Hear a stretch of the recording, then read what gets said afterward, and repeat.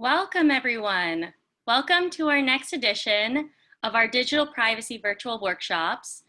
This week and this day, we are excited to do a workshop on Zoom and security on the platform. I'm really excited to help co-host our workshop today. My name is Amira Dalla. I work at Consumer Reports, helping run our digital privacy programs. And I'd love to introduce my coworker, Bill. Bill? Hi, my name's Bill Fitzgerald. I work with Amira here at Consumer Reports, and I'm a privacy researcher here. Great, thanks, Bill. We also have a couple of our CR colleagues working in the background to help make this happen. Kimberly, if you want to say a quick hello. Hi, everyone. My name is Kimberly, and I'm the Mobilization Engagement Manager, and I'll be responding in the chat. Thanks, Kimberly. We also have Katie. Katie, do you want to say a quick hello? Hi, everyone. This is Katie from Consumer Reports, and I'll be helping out with the Q&A and also present in the chat. Thanks so much. Thank you. And the wonderful Brian is helping us with our closed captioning today as well. I just want to start by getting a little bit into our agenda so we can see where we're going for the next hour. We'll be doing a little bit of introduction to Zoom and our practices for the hour, as well as an overview on privacy and Zoom, the tool we're all here to learn about. As well, we've equipped with a fun Zoom activity that we can't wait to share with you. And then I know what a lot of people love to learn is the practical, how do I do X in this platform? So we do have some settings to change for hosts and participants, as well as a quick Q&A and a wrap-up session at the end. So before we get into any of the details, we do want to touch on some housekeeping items. Just to let everyone know, this is meant to be an overview of Zoom as a tool. We're here to answer as many questions as we can and share all the settings that we have picked up and are able to share with you today. That being said, Zoom is changing quite often. So I'm sure there will be more settings and more features to change as the time continues. We also want everyone to be aware that connecting in this uncertain and tough time is definitely necessary for us all to do, and we want you to continue to connect. We just want to make sure that you're safe while doing so. We also wanted to let you know that we are recording. So you will see a wonderful cloud and flashing red light at the top. That means we are recording, and we intend to share the recording with those who are not able to join us today. So we do want to let you know and to take proactive privacy measures, whatever they might be for you. That might be not sharing secure information about yourself or personal information about yourself in the chat, or it might be changing name settings or whatever that might mean. And we'll get into a little bit more about name settings later on and how you can actually do that for your future Zoom calls. As I mentioned, Brian is with us and he has enabled closed captioning, which we are very excited to do to increase our accessibility and inclusivity and to allow people to follow along in different mediums. And then we are very excited to have as much engagement as we can on this chat. So we have engaged everyone in 2 or 3 various items, and I'll give you a brief rundown of them now. We have a few polls set up for our activities, and there'll be instructions on how to complete those when we get there, as well as our chat that so many of you have already jumped into. So thank you for saying hello, for engaging with each other, and for letting us know your questions and concerns already. While you are in the chat, please do make sure that you have selected all panelists and attendees. This means that your message is shared with everyone. I love seeing the messages from everyone, and I want to make sure that there are chances for others to read and engage with your questions and comments as well. Often the chat is flowing so quickly that Bill and I have a really hard time keeping up with it. So the more everyone else is engaging with each other, the easier it is for us. And then also we have a Q&A function. This is a great area to ask your questions. So as mentioned, Katie is hanging out in the Q&A and she's answering all your Zoom specific questions and any questions that might arise for you on privacy and security in other ways. So please get in there and ask your questions specifically there, as well as upvote other people's questions. Upvoting means to like questions that have already been asked, so that we know which questions are the most popular and which questions you also have as well, and lets us answer them more quickly. At the end of the call, in the last about 20 minutes, we'll have a section completely devoted to Q&A. So in this time, we will look at that section and really elevate some of the questions you have there. And then the last warning is just to be respectful of each other and of us and the Zoom call. We realize the irony of us hosting this on Zoom. It is a platform we have used for broader distribution, and we take a lot of proactive measures to make sure that this is safe for all people who attend. That being said, if there is inappropriate behavior that arises, we do have measures in place to take care of it. And there's a new feature by Zoom in which we can report that as well. So thanks for getting through the housekeeping items with me. I know it's a lot, and I'm really excited to continue our adventure in doing these virtual workshops. We really wanted to zone in on the theme of digital privacy because it is so important in all facets of our life and our work. But given COVID-19 has become even more important because we're spending more time online and more time connecting, using digital tools, and being able to shift some of the things we do every day virtually. And so while we're in these places, we really want to continue to think about what are the practices and solutions that make these tools even safer for us while we're there. And so we at CR have been working a lot at making sure that we can hold organizations accountable through various measures, through open letters, through policies, through articles, through connecting directly with organizations.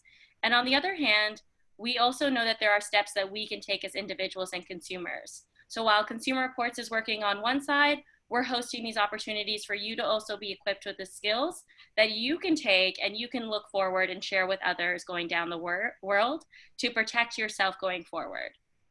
And so I'm going to pass it off to Bill, who's going to talk about our topic today. Yeah, so as Amira has been talking about, we are here today to talk specifically about Zoom.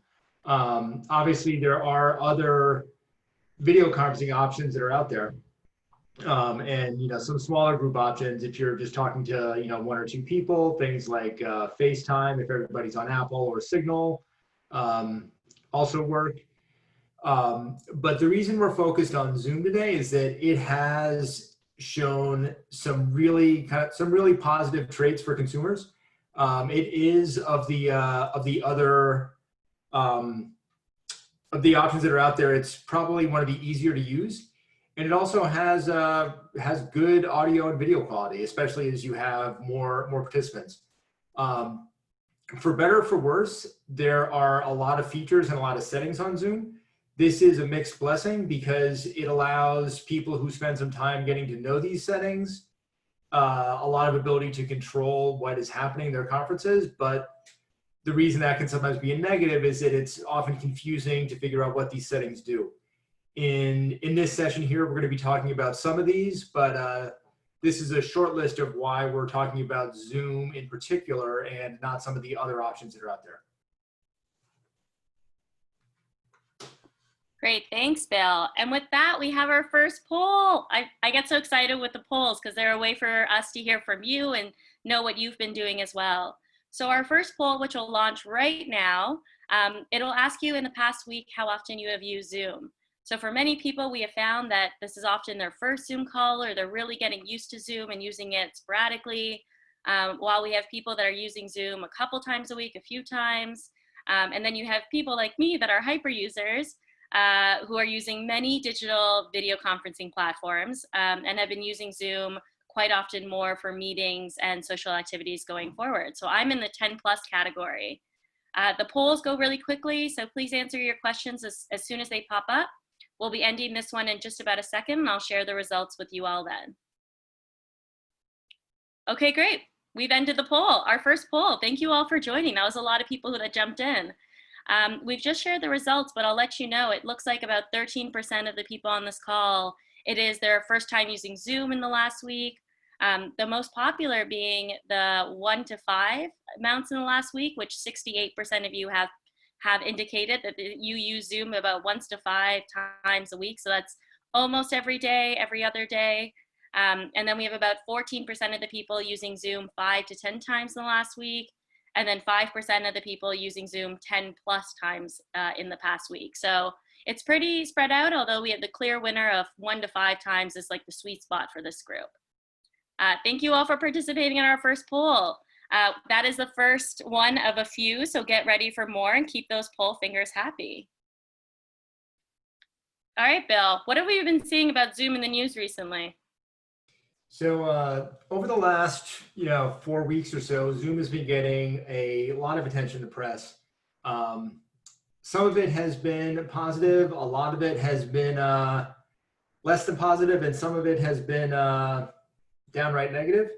But what Zoom has actually been doing is they've actually been responding very quickly, and they actually put a freeze on new feature development to focus on shoring up their privacy and security issues.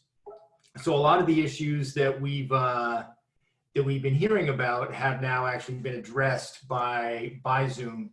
But the things that we've actually heard a lot about, Zoom bombing is probably the one that gets the most attention. That's when people will just crash a meeting. People who aren't invited crash a meeting, and these crashings, they range from somewhere between just uncomfortable to really kind of virulent and hate-filled. Like there have been some Zoom bombings where people have shared anti-Semitic and misogynist and other racist content. Zoom has responded to that by implementing some changes in meeting defaults, and they're continuing to work on this, and people are getting more attuned to that. Later on in this session, we'll talk about some of the specific things you can do to make sure that your meetings are as crash-proof as possible.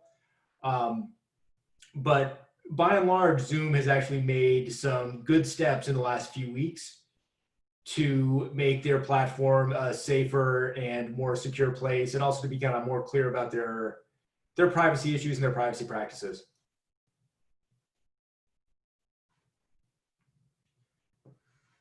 Thanks, Bill. I have definitely been seeing a lot about Zoom in the news, and so I know that is a concern that has come up for a lot of people, and a lot of community members did indicate that was something they were concerned about, which is why, as a result, we've hosted this call based on that demand and feedback we've heard.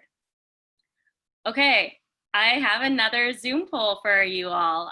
We have a couple going here in rapid succession. So the first one that's popped up on your screen right now is sort of a multiple choice question.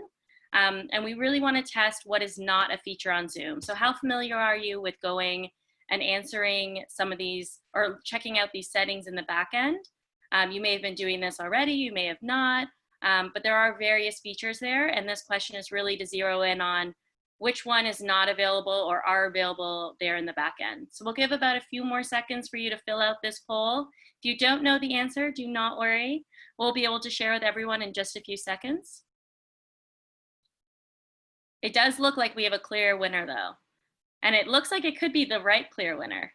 Yes, perfect. Okay, we are sharing the results right now. So as 70% of you indicated, you cannot enable two-factor authentication on Zoom. Two-factor authentication is definitely meant to keep Zoom safer, and this is used across many platforms. It would allow you to have an added security practice that allows only you to access your accounts. So that is not a feature that Zoom does allow. But when Bill and I were first creating these slides and questions earlier this week, we actually had a different response for this question. And given that Zoom is updating so often, the initial response we had in this question was that you cannot report inappropriate content or people. And that was something that you weren't able to do as early as last week or as recent. And so, we are looking at Zoom change quite quickly. And there are tons of practices that it can still evolve and do, such as two-factor authentication. And there are things that it's quickly changed, such as reporting inappropriate content or people. That is predominantly because of the demand of Zoom bombing. And that is something that people have requested because their meetings getting crashed quite often. Okay, you've definitely been poll happy. I'll give you one more. And this is the last poll we have right now. This is a true and false. So the poll will pop up in a second, but Zoom hosts cannot view private messages between participants. We'll just let this poll pop up right now. There you go. So you've got about 30 seconds to complete it. We want to know whether you think this is true, whether you think this is false. This is a little bit of a tougher one. I know it's hard. We're seeing a lot of different answers in the back end. You might be surprised at the result. You might be very happy with the result. You might not be. I'm not sure. I will let you know in just a few seconds. This has also been a little bit of a controversial one that I've heard less in the news, but more from people as we talk about using Zoom. Okay, we've just put up the answer. So the answer is true. This comes as a very happy surprise for many people. But in fact, you cannot view private messages between participants. But the reason this has come up in a lot of conversations is because you actually can view private conversations between hosts and participants. So as we mentioned, we will be sharing the audio and chat with people who view this later. In that chat and in that chat recording, you in fact will see my comments, whether they are sent to everyone or panelists or just individuals. That is a setting that Zoom still does, much to my dismay, but it does not do participant to participant chat specifically. So that often comes as a surprise to people. And that's something to be aware of and know as you go forward, whether it's hosting your calls or just talking in any call you're in. Oh, you are all a pro at the polls now, but we're gonna move into the settings and actually what you can do going forward. So Bill will talk us through how to access those. As soon as I unmute, yep. So as we were talking about earlier, there are a range of configuration options on Zoom, and the majority of these are accessed via your settings. And because there are different Zoom platforms, for example, like the iOS app is different than the Android app, is different than the web interface. The location of the settings will be different depending on the screen that you're using. But in general, look for the settings icon that's highlighted on the screen here, the small gear. And if you're on the browser, it's at zoom.us/profile/setting. And that will let you access the majority of the features you need to configure your meetings and basically host your meetings as securely as possible, and also kind of tighten up your account. You can also do things like set your name here. There are a few different ways and places where you can set your name, and also the settings are sometimes different on webinars than they are when you're hosting a meeting where everybody can participate. So some of the instructions we're giving here might not actually be directly applicable in this because this is a webinar and not a meeting.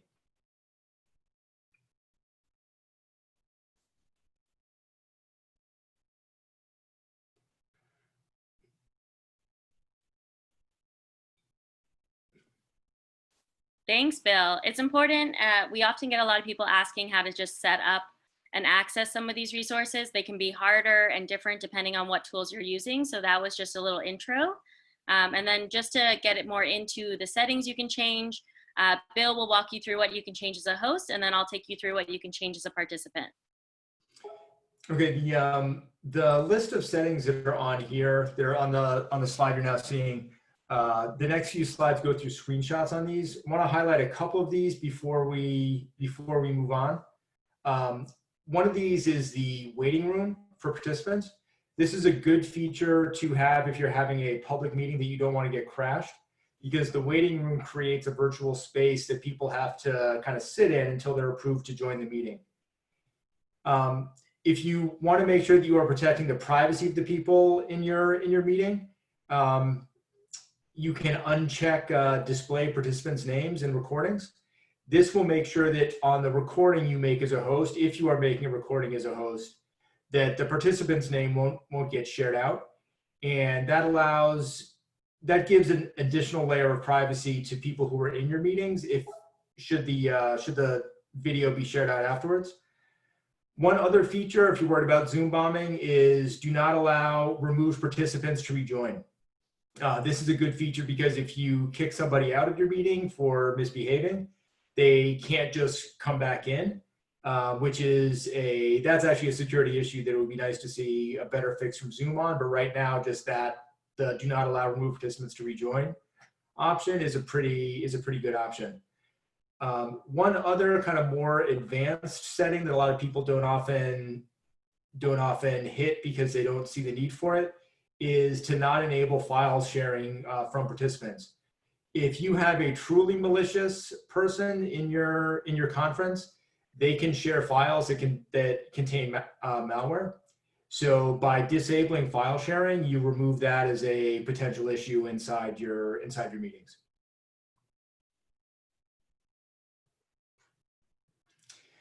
The screen you see here, this is the, I believe this is the web interface for enabling or disabling these features here. And you can see the waiting room. One other feature that we haven't discussed yet is the join from your browser link. This is a really good option to leave in place because the browser is probably going to be the most consistent and over time, probably the safest way to participate in meetings. There have been issues in the past with Zoom's various applications on different platforms. So by not requiring people to use the app, you allow them to use their browser, which is often a safer experience for your participants. So you don't really lose much by allowing them that option. And you give your users back a degree of control over how they interact with your meetings by leaving that in place. Private chat feature here was not called out in the slide prior to this. If you're hosting a large meeting where you don't know all of the participants, private chat can be a place where somebody inside your meeting could be harassed privately. So by not enabling that, you remove that as a potential source of irritation for people attending your meetings. The autosave feature that's also highlighted here. If you are not going to be saving your chat, that's actually a great thing to do because if you have data, basically the best way to make sure you don't leak data is to not save it in the first place. So by not saving the chat, you make sure that you don't have anything to leak. And then the last thing that's here is the file transfer option that we talked about on the last slide.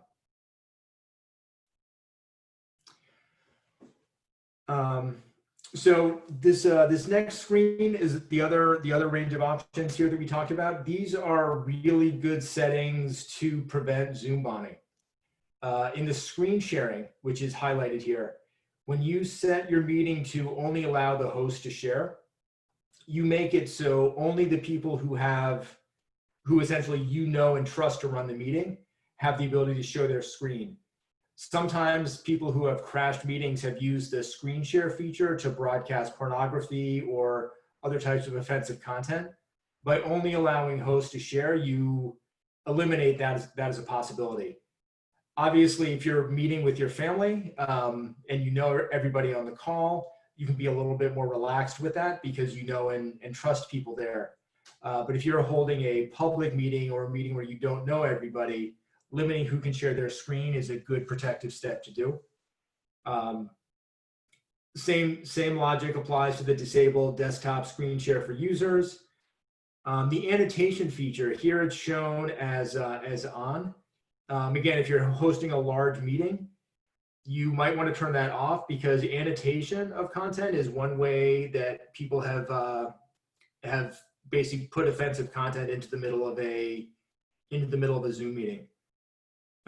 Moving over to the options that are on the right side of the slide, you do not want to allow remove participants to rejoin. And to allow people to protect their privacy, you do want to allow them the option to rename themselves. As we were talking about before, on a webinar, it's often different than in a meeting. So some of the options that we're talking about here are specifically for meetings and not webinars. So they won't be directly applicable to this event, unfortunately. Last option we see here is to hide the participant profile picture. If you want to allow people attending your meeting an additional layer of privacy, you can leave this feature on. Thanks, Bill. And just before we get into the Zoom host part, I do want to let everyone know that I know these are flying by. And there's a lot of settings here, so we don't anticipate that you do these all right now. Obviously, take note, view them, take written notes, whatever you need to do, and you can follow them at your own time afterwards. And then come back to them, whether it's with a recording or otherwise. It is actually quite hard to change some of your settings while you are in a Zoom call, which is something we've learned and we find kind of difficult. So do be sure to just take note, think about these things through, and then go through and change them afterwards. And with that, Bill, I'll let you continue with the additional actions that Zoom hosts can do. Yeah, and to reinforce what Amira just said, this is a laundry list of settings. One of the things that Zoom does a pretty mediocre job of is making all of these settings accessible. So you need to learn actually where these settings are located in your account. Strongly recommend. I saw somebody in the chat saying they're taking a screenshot of these pages. That's definitely one way to do it. This will be hosted online afterwards. So something that you can do if you want to replicate some of these settings is create a list of the things you want to do, and then go back and just cross-reference that list against the recording of this webinar, which will be shared. And that way you can make sure that you're cross-referencing the features you want to control in a way that works at your pace, because the pace that we're doing it here, it's difficult to follow along, but it's definitely intended as a point of reference for you to return to later. The additional actions that's listed out on the slide here, using password for meetings is a very good step. Because that makes it so somebody needs the password to join. Same thing with unique meeting IDs. There was an issue with Zoom in the past where people could guess a meeting ID and crash on the basis of that. Obviously, a guessable meeting ID paired with no password makes it so pretty much anybody can join. That's a deadly combination. Fortunately, Zoom has addressed that in some of their recent fixes, but it's still good to generate unique meeting IDs. One of the other things, this next thing for host is asking permission and letting users know that a session is being recorded. Amira did that very clearly at the beginning of this, but letting people know that a recording is occurring is a really good step to make sure that everybody can exercise informed consent. Zoom actually has a feature that will let people check in. That will let hosts get informed consent directly, but for a large meeting, it doesn't scale very well. Amira also mentioned that we have a few people working this webinar in the background. That's a really good thing to do if you're having kind of a larger session. And I generally define large as kind of, more than 60 people. So having a background host who can help answer questions, and if anybody needs to be removed, can remove people while the other person just continues on with the webinar, is another good thing to do. If you are having a closed meeting, so again, a meeting not like this webinar, lock the meeting once everyone has joined. This is a feature that Zoom has. It's not other video conferencing services have this. Some do, some don't. But it's a very useful feature to make sure that once everybody who you want to have show up has shown up, you can make it so nobody else can come in. And last but not least, reporting inappropriate behavior. If you are reporting this directly to Zoom, when you are hosting a meeting, figure out, just again, read Zoom support docs, which you can find those at support.zoom.us. And if you do a search within those docs on how to report inappropriate behavior, the reason you want to find this out before you host a meeting is because if you need to use it during a meeting, you want to know exactly where it is. But this way, if you're hosting a meeting solo and you know where it is, it's easier. If you have a co-host, you should both know how to do that, so one can actually handle the inappropriate behavior while the other continues on with the meeting. A question just came through in the chat about the difference between a webinar versus a meeting. A webinar is a basically it's a larger session like this where a smaller number of, quote unquote attendees are presenting to a large group of people who have limited ability to participate.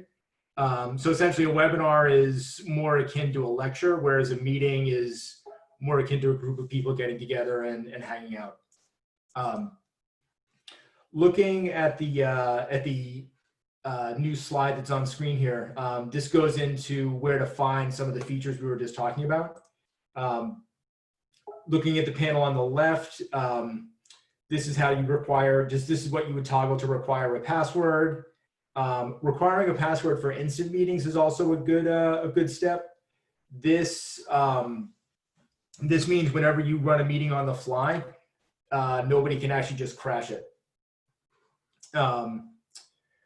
The report participants to Zoom feature, you can enable here. And then when you are running your meeting, you will see that option. This is something to just play with. If you're going to be hosting a large meeting, I definitely recommend doing small dry runs with people so you can experiment with these features ahead of time. The breakout room, we didn't explicitly discuss this, but this is also a nice feature that allows, if you want to have smaller conversations in the middle of your larger meeting, breakout rooms are the way to do that.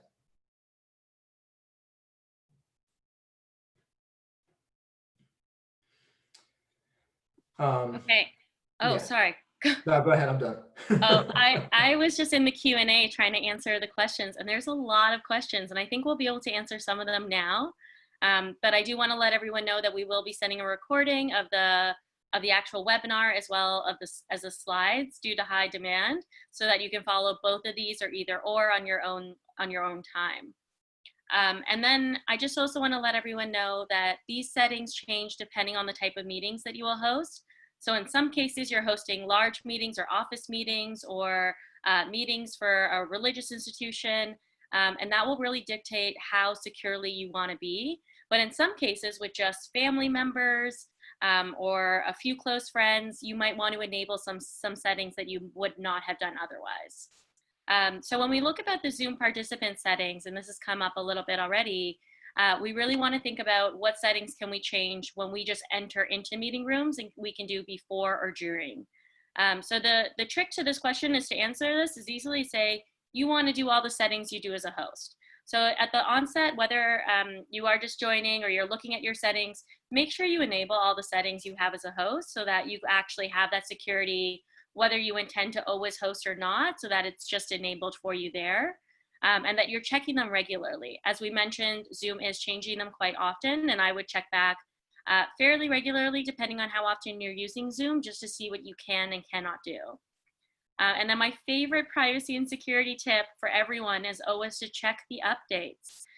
Zoom has this great feature where you can go into your settings and check updates. This is available for all platforms and tools online. And I recommend doing this very often, especially depending on how often you use a platform, because this enables you to have the highest security and standards and the highest pushes that a platform has enabled. So we are hearing a lot about Zoom in the news and a lot of vulnerabilities or bugs or other things. And the organization is working hard to patch those, so to fix them. And so with that, they roll out new updates. And so you do want to make sure that that is done fairly regularly. And then the one thing to mainly note in your settings as a participant, you do want to disable all forms of recordings. So in Zoom in your settings, naturally, it tries to enable saving all types of recordings, documenting chat, documenting videos, you yourself recording it. You want to turn all those off so that you're not just storing this private information from these chats or this information without letting anyone know or for your own use. For some people, it might even be that it's going to hold up space on your computer or your actual device. And these are all settings that you don't necessarily need, and you probably don't want. And to respect the privacy of others, you don't want to be capturing data on every single call you're on. So turn automatic recordings off, especially in calls that say this is not to be recorded or shared afterwards. You do not want to have those enabled, especially in those times. So you can definitely go in and change some of those settings. And I've illustrated some examples here. So as you go into just your Zoom on your desktop, I use it a lot on my desktop. And so on my desktop, I'm able to click my profile image as we saw earlier. And similar to where you would see settings, you also can check for updates. So that's illustrated in the first image. And then in the second image, when I do go to settings on my desktop, I'm given this great layout, which usually has a lot of things checked off, as in how do I record, where am I saving, where am I putting some of this content. So I have unchecked all of those things because I don't need that, I don't want it, I have not received permission to do it, and I don't want to store any of that information on my actual computer. So make sure you uncheck all those things and make sure it's not taking up space and it's not auto storing that sort of information. And then we have some additional actions as a participant. This is where it gets to have more options. There are not a lot of settings you can change as a participant, but there are a lot of actions that you can enable. So you can use virtual backgrounds. I know this has been really fun for a lot of people, and you do have to update your systems usually to use this. But you can set great backgrounds, like you can't even see them because my hands disappear, but my bookshelf behind me. And this allows my space around me to remain private so you can't see the things in my home. You can also edit your name and use an alias. I know this has come up a lot in the questions in the chat of how do I do this? So while this isn't enabled on this webinar, you are able to do it in two different ways, and I'll show you that in a second. But this allows you to show up usually anonymously in chats. And in calls that you join. So I joined a call this morning, and I use in my personal account only my first name on Zoom calls. And so that allows me to show up and have a little bit of anonymity wherever I am. And then ask for permission before taking audio or video of the call.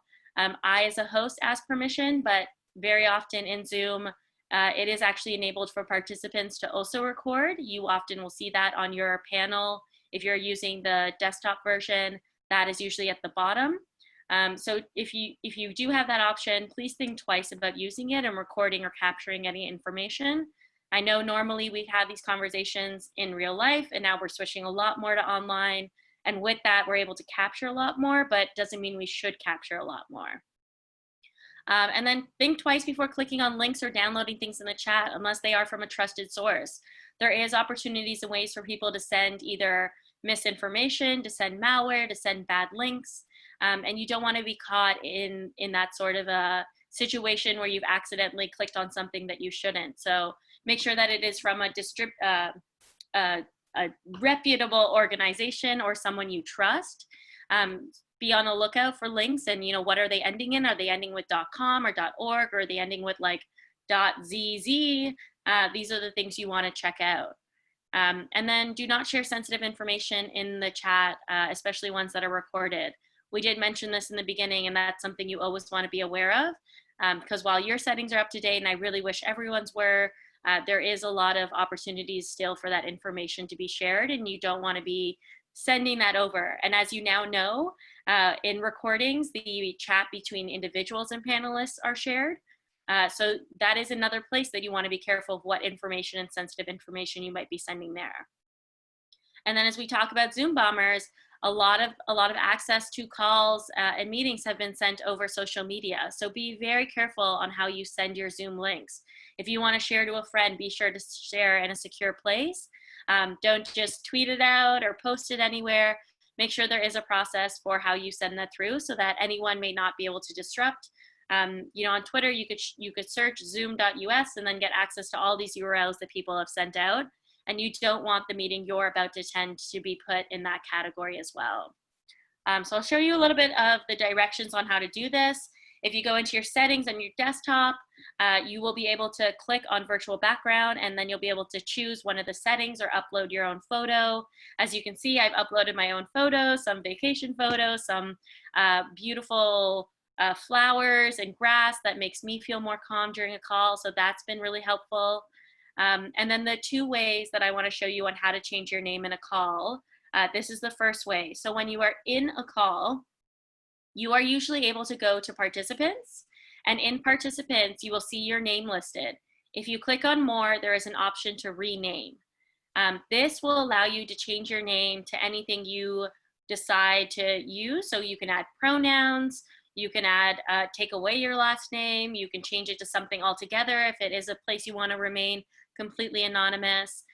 This is the way that you would in normally any other meeting, minus the webinar feature that we're doing right now. So this is the option for when you are in a meeting or call. And I'm being very clear on that because there is an alternative option that I'm sharing right now that you can do before any meeting or call. So if you go to your settings profile on the browser, on a web browser, so this is like a Chrome, Firefox, or any other browser you might use, you actually have the option to view your profile. And on your profile, you can click edit, which is circled there in the green. And when you do that, you can edit your name there as well. This means that that is the name that shows up on any call you enter. So I have set my name to just my first name. It is not required for me to put anything else, my last name or middle name or anything of that sort. And so this means on any call that I show up for, I am showing up as just that name, and I have the choice to add my last name if I want, or add something else, or take it away altogether. So if you had done this pre this call or during this call, it will change your name during this call. It will change your name for future webinars. So if you are concerned about things like webinars where you don't have the ability to change your name during, this really enables you to be that proactive approach to changing your name wherever you go. And so you are able to do it this way. And just to clarify, because I know this gets confusing, when I say you use Zoom from a browser, that means using it and clicking on that link that says enable from browsers. You use it on your platforms like Firefox or Chrome or Safari. And then if you use it on a desktop or in your mobile, that means you have actually downloaded the app or the desktop versions to use it there. So just being really clear, because you can actually use Zoom in many different ways and places, which is why Bill mentioned earlier that it is hard sometimes to get to all the settings and know where they all are, because there are so many options to this. Okay, we have covered so much in this short amount of time. So thank you so much for tuning in. But we do have a great Q&A lined up for us right now. And thank you so much to Katie and Kimberly, who have been answering as we've been going in the chat and Q&A function. We'll elevate some of the questions that we have right now. I know that there's particularly some that have been liked a lot. So we'll answer some of the more popular ones and continue to answer as many as we can before we end this call. Bill, have you seen any in particular you want to start with?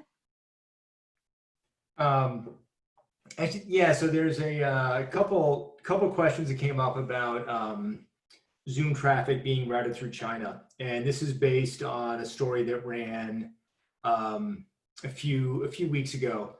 And Zoom has high 20s to low 30s number of data centers around the world.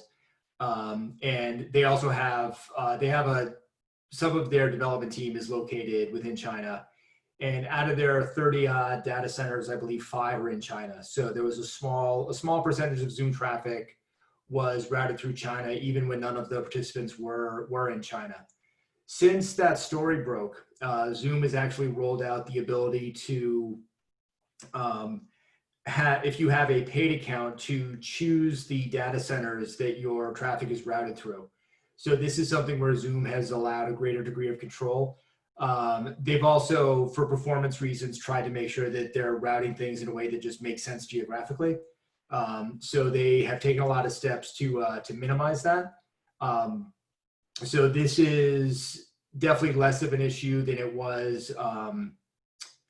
Definitely less of an issue than it was a few weeks ago. But definitely something that is, again, if you're holding a session on Zoom that requires a security clearance, like, I don't think that anybody would be happy, and there are other options out there that exist for that. One question also came through about lighting in Zoom. And I've noticed that there have been a lot of people who have remarked upon the bad lighting in my specific work environment. That's actually an intentional choice that I'm making, largely because again, as somebody who's actually trying to minimize the potential use of any images that are out there, like, I'm totally fine with actually having grainy video of me being what's displayed. And for privacy reasons, other people might want to actually limit what's seen in their video. So I think there are ways, if you are running something where you actually want where it's really important that you actually are seen clearly and your appearance is important, then again, lighting definitely matters. And there are actually really good guides out there for that. For me, like I'm a middle-aged man who works on computers all day. There's lighting just won't help. So I will definitely, yeah, I mean, there are definitely things you can do to make sure that you're coming through clearly, but there are also going to be times when people won't necessarily want to do that for reasons that are okay.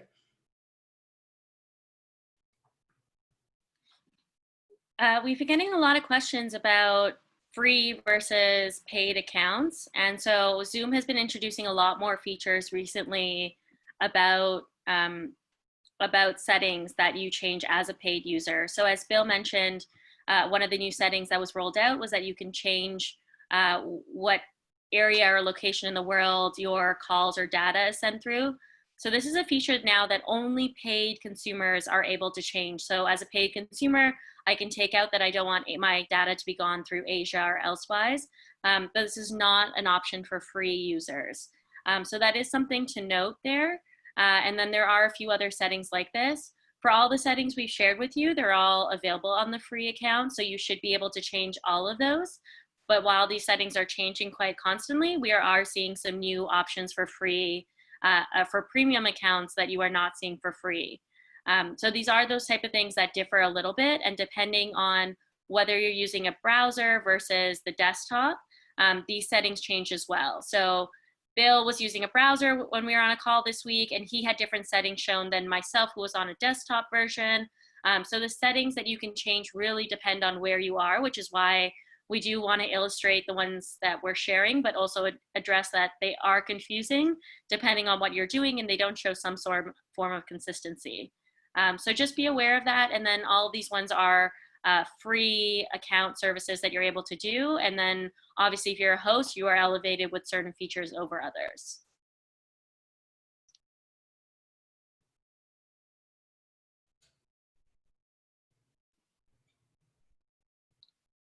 And then if you don't see access to some of these options, I see this also in the chats. Don't worry, this is a webinar and we've disabled because of the large participant size. This helps us be able to moderate and manage in the places we are focusing our attention. So don't worry about right now in the webinar. This is something that will be usable for you after, if you go into your settings or if you do a meeting after. A webinar in Zoom has a little bit of different features because it allows you to broadcast to a much larger group of people and do recording and filming in ways that you wouldn't. So if you are doing large scale productions, and I'd say maybe over 100 or so, or you want to share it after, you want to get more features like Q&As or polls enabled, then that is a place that you would want to host a call or meeting. Otherwise, a meeting for just gatherings or light touch or smaller groups are really fine and easy to use. There have been a few questions about VPNs that have come up in the Q&A. One of the questions was about whether setting a VPN to a country other than the US to respect privacy. The other was which VPN to use. I generally do not make specific VPN recommendations because there are a range of factors to consider. If you want to get a good sense of the various factors, there's a site out there called thatoneprivacysite.net. I'll put in the chat after I'm done answering here. But that site has a really good breakdown of various concerns. If you are concerned about privacy, one of the things to look for is whether or not the VPN service retains your logs after you've connected. The one thing I will say unequivocally about VPNs is never ever use a free one, because the free VPNs generally make money through selling your browsing history. And if you are using a free VPN, you are giving the people who supply that VPN a direct line into everything that you're doing online, which is a serious privacy and security risk. Where you route your VPN through is, again, that's going to be a personal question. And I think the answers The best way to do that will vary depending on what you're actually trying to achieve with your VPN. A VPN is a virtual private network. It is a more advanced privacy and security option for people who want to have an additional layer of protection for their online activity. And I do want to address, because we have a bunch of these questions in the Q&A, just that a lot of people are saying if someone gets ejected from a call, then they can re-enter on a different name. I assume that a lot of that is they have to use a different profile or account to be able to do that. They can't just change their name. This is something I personally would love more clarification on Zoom from, because it is a little bit inappropriate. It is a little bit hard to deal with inappropriate people when they are doing this sort of crashing continuously. So I would love for Zoom to come out with more clarity on what happens when you report inappropriate content, which we know is a new feature, but I don't have more information on what happens there. And then what happens if someone tries to rejoin. The best advice I can give individuals is if this is a persistent problem, please do lock your room after you've kicked someone out. If you are not expecting anyone else, if this is something you are able to do, if the meeting is already started, also consider locking it. This will enable pure closure to anyone who tries to re-enter after they have been removed. All right, there are so many questions that I know we're all scrambling to answer. Bill, is there anything else that we're seeing in here that we can elevate at this time? You know, I've been going back to the chat, trying to pick out some questions that have been asked a few times. I feel like we've covered a fair amount of what we can cover in the time available. I've also been again multitasking through this, so the chances that I've missed something are pretty high. If Kimberly or Katie has anything that we've missed that we should flag, I would love to kind of hear that. Also, if there's any other questions in the chat, definitely would love to see those. Saw a question actually come through in the chat about the difference between Zoom and Webex for privacy. That is a much larger question. What I will say about that is in a few hours we will have some more detailed information that will help address that exact question. But that is going to, that's going to be getting done later on today. Question came up about Zoom as malware on the computer. This has been a common discussion on, in some privacy and security circles as Zoom's issues have been brought up. And Zoom has been disparagingly referred to as malware, specifically because there were some of the installation routines that mimicked what malware did. There were definitely shortcuts that Zoom took in the interest of making their software more usable that had really problematic privacy and security implications. The whole Zoom as malware frame, some people find it entertaining, other people find it inaccurate. Personally, I just think whenever you're using software, there's going to be an element of risk, and you need to assess whether the potential risk is worth what you get from it. Zoom is definitely a well-funded company. They've hired some really good people in the last 2 weeks, really, to start looking into this more seriously. It would have been great if they had done this 2 years ago, 3 years ago. But yeah, I mean, people will need to make their own informed decision about whether the risk of using Zoom is worth the reward.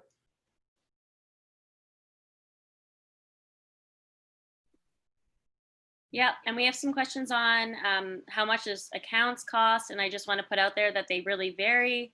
So I would definitely look into them. There are accounts which are personal, and they allow you to do most of the features, which usually run about $15 a month. And then depending on that, you really jump up in terms of price and cost, whether you're an enterprise or an organization, and how many people you want to co-manage that account for you. And it can go anywhere from hundreds to hundreds. So be sure to check that out. Check that out on your time when you can afterwards as well.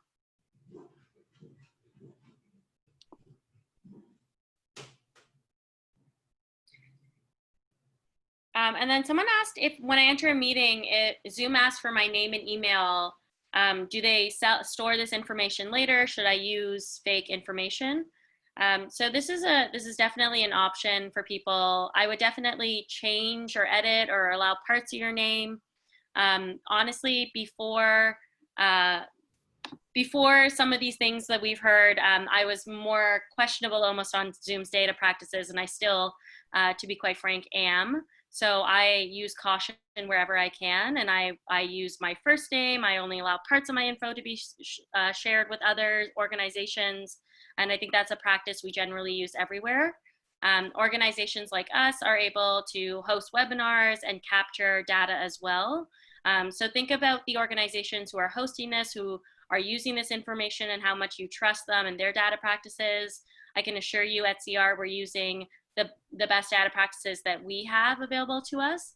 And so I do know that we are going forward with how do we store and share and use data that is considered to be the most private and secure for individuals. So I would just give those some sort of second thoughts as you enter into these calls and what's happening in terms of what information you do use.